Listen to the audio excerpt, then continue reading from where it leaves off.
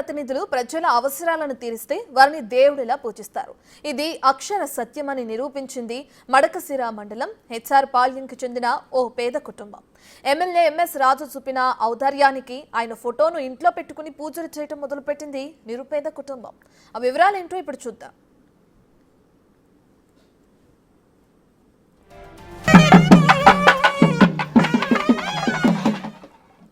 శ్రీ సత్యసాయి జిల్లా మడకశిర మండలం హెచ్ఆర్ పాళ్యం గ్రామానికి చెందిన నరసింహప్పకు కూలీ పనే జీవనాధారం.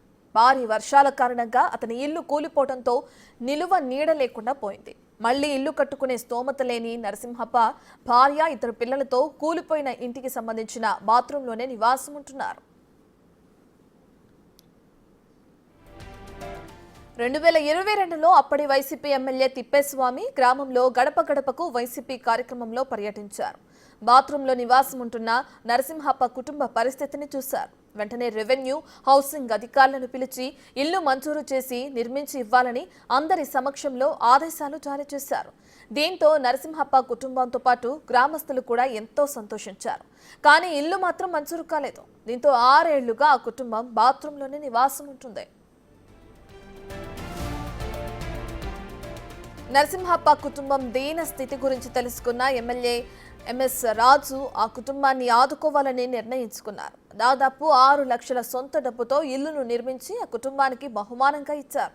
దీంతో ఎమ్మెల్యే ఎంఎస్ రాజు ఫోటోను ఇంట్లో పెట్టుకుని దేవునిగా పూజిస్తున్నారు నరసింహప్ప.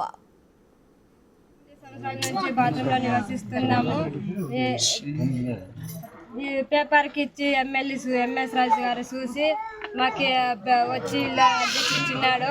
మళ్ళీ ఇల్లు కట్టించి సొంత డబ్బులతో ఇల్లు కట్టించేసి రిబ్బన్ కటింగ్ చేసి మాకు ఇంట్లోకి పోయేట్లు చేసినాడు.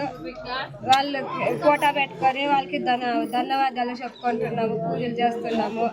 నరసింహమూర్తి అనే కుటుంబం గత 8 సంవత్సరాల నుంచి బాత్రూంలో నివసిస్తున్నారని చెప్పేసి మీడియా కథనాలు రావడం జరిగింది 5 నెలల క్రితం. మీడియాలో వచ్చిన రోజే ఆ కుటుంబాన్ని పరామర్శించి కొంత ఆర్థిక భరోసా కల్పించి అక్కడి నుంచే కలెక్టర్ గారితో మాట్లాడి ఈ స్థలం పట్టా ఇప్పించడం జరిగింది. పట్టా ఇప్పించిన తర్వాత సొంత డబ్బులతో ఇంటిని నిర్మించి ఈరోజు గృహప్రవేశం చేసి వాళ్ళకి అప్పగించడం జరిగింది. గతంలో ఉన్నటువంటి మాజీ ఎమ్మెల్యే 2 సార్లు పరామర్శించి అధికారుల మీద హుకం జారీ చేసినప్పటికీ వాళ్ళకి సొంతింటి కలగానే ఉంది.